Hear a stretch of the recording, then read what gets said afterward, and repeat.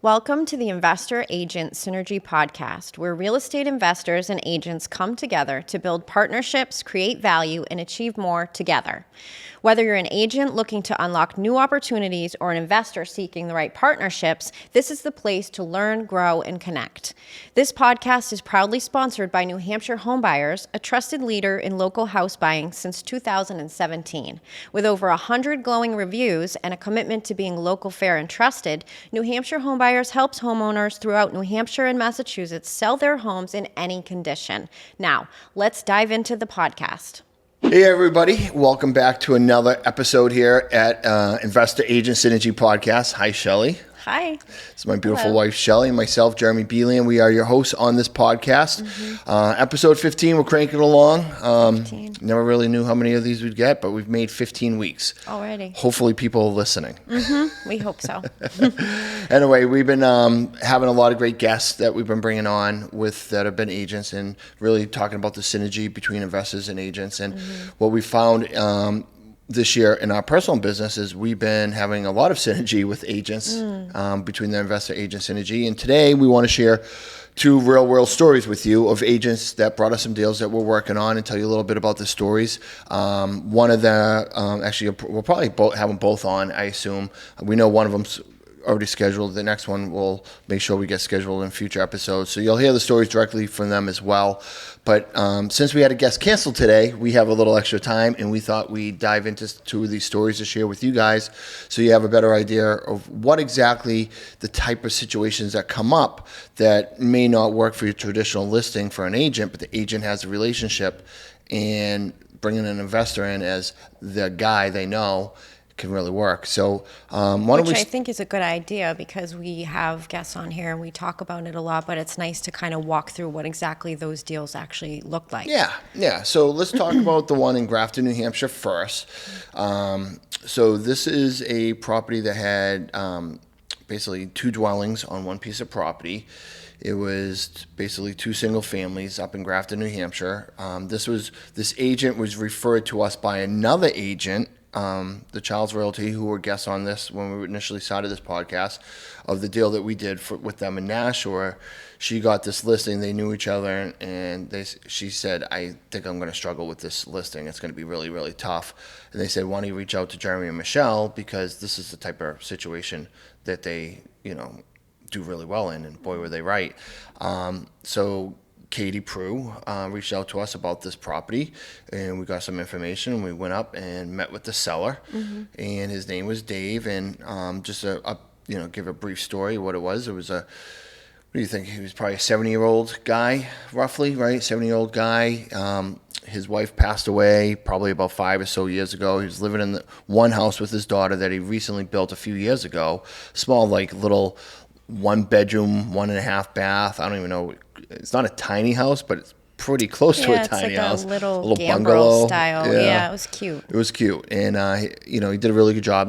It's like 90% finished, but not 100% finished, but overall very clean and took good care of it. And then he had another house on the same property, again, the same lot, just two different dwellings, that he built about 20 years ago, which was like a 3-1 split level raised ranch type house that he gave to his children, or one of his children, a handful of years ago, and that child basically just ran this house. That child and his family ran this house into the ground. Hoarding situation. The house is in just disrepair, just really, really bad. And then on top of that, when Katie tried to get the listing, the family would not allow people in the house, so they had to try to sell two pieces of property, or two dwellings on one piece of property, and one of the houses you weren't even going to be able to get in. So it just had a lot of unique challenges, right? Two dwellings on one piece of property. So you can't subdivide them. We checked into that. Don't qualify for conventional financing because the house where the kids were living in, it was completely trashed. It needs a new roof. Found out it doesn't have a septic system. It only has a holding tank, and a bunch of other things that are going on there. And then his house was okay, but 90% finished.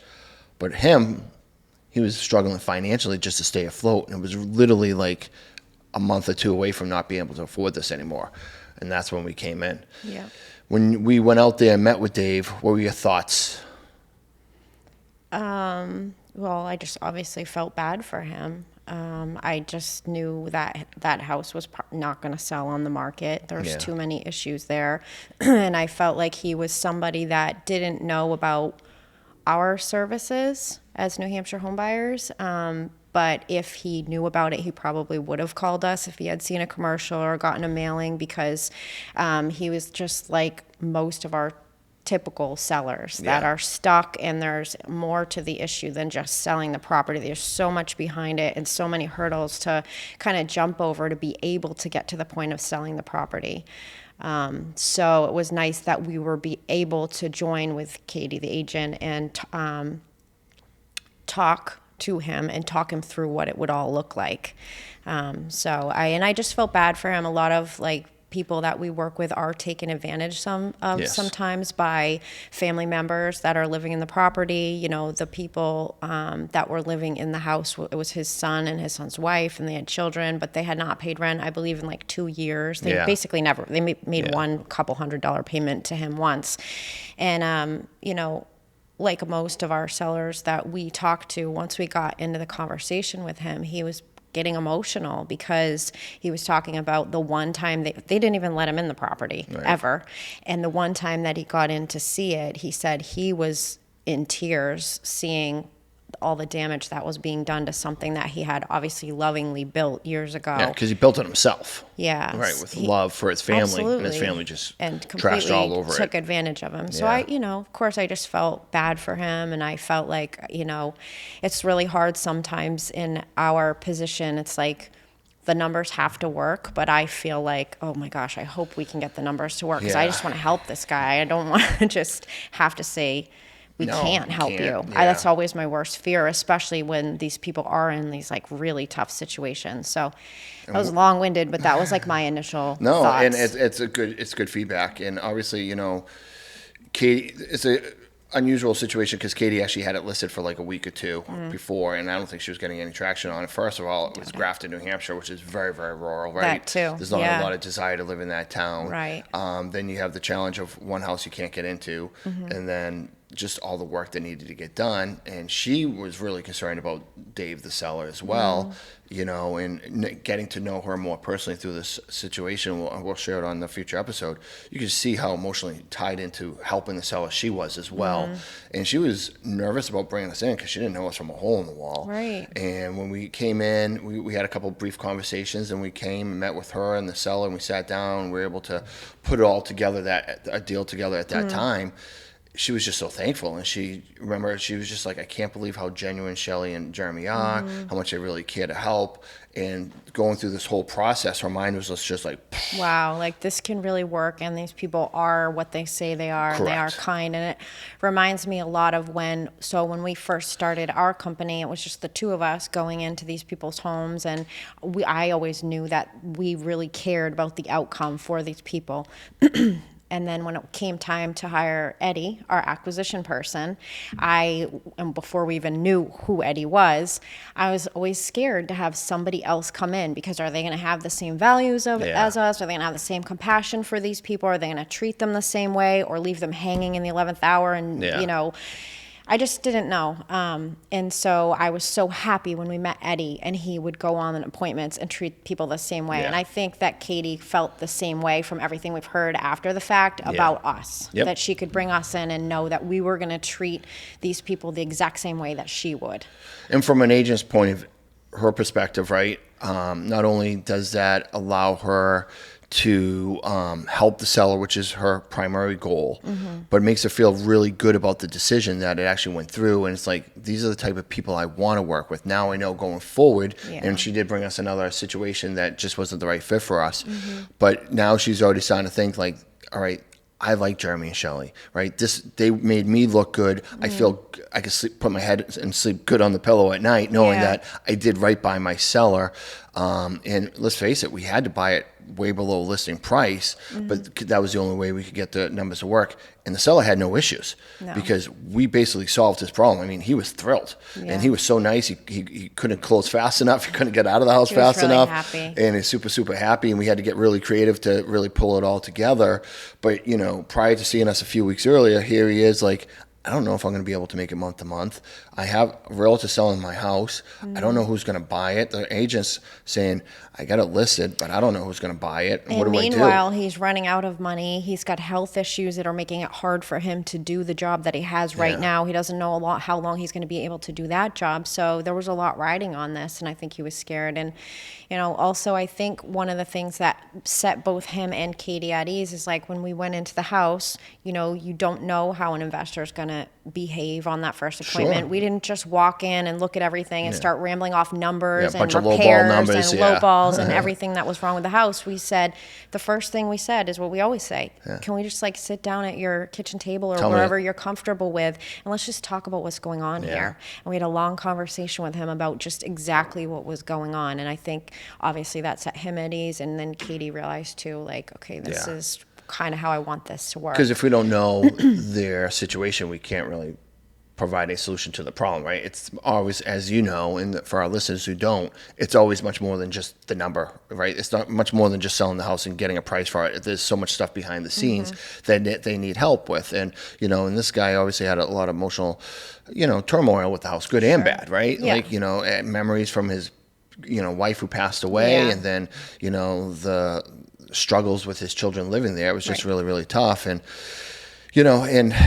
for us, I mean, let's face it. I mean, this was not your traditional type of situation, and it's a little risky for us. I mean, we did our research, and we feel that these houses will flip and we can resell them. But with that being said, it's not like we're selling something in Manchester, New Hampshire. It's Grafton, New Hampshire, and we're selling 2 pieces of property. So there was some risk on our end to make it all work, right? Yeah. There's still no guarantee that everything goes right and we even make money on this. We hope we do, knock on wood, right? And we should. But it's not like we're going to make a lot. But, that's the risk we take in our industry. But it was really nice to help that seller out. And I know he's incredibly grateful. And I know Katie was incredibly grateful. And, now this is another relationship for years to come where, most of the time we're never going to be a fit for the type of listings she gets. Right. But every now and then she's going to come across a situation and she knows she can trust us to come in and help her, and more importantly, help the seller. And if she's unsure, she's just going to keep bouncing them off us. Would this one work or this one work? The handful of other realtors that have done the same with us. Yep. They still bring us deals and I'm not sure if one would work with you, but let's talk about it. And that's the best thing that any agent can do if they think they have a property. Let's see if it's something that would work for us. Well said, So I love that. Yeah, and I can't wait to have her on future episodes. And, I know she's going to get emotional because she seems that type. And I think it'll make a really good story to come from out of her mouth and hear from her. Now let's talk about another Katie. Yes. This is the Katie episode, apparently. We had Katie Audie, who's a good friend we've known for a handful of years. Yep. Never done business together. Nope. And we were just doing a presentation on a local brokerage meetup. And she said, hey, I think I have a house that might qualify. And she reached out to us, and she did. Yep. And it was a house that we have under contract now. We're hoping to close it in the next week or 2. Just waiting for the title company. Hurry up, title company. Let's make this happen. But this was in Epsom, New Hampshire, and this situation was a young couple. This is actually kind of a sad story, right? Sad, yeah. A young couple, probably probably mid-20s, right? Mid to late 20s? Or late 20s. Okay.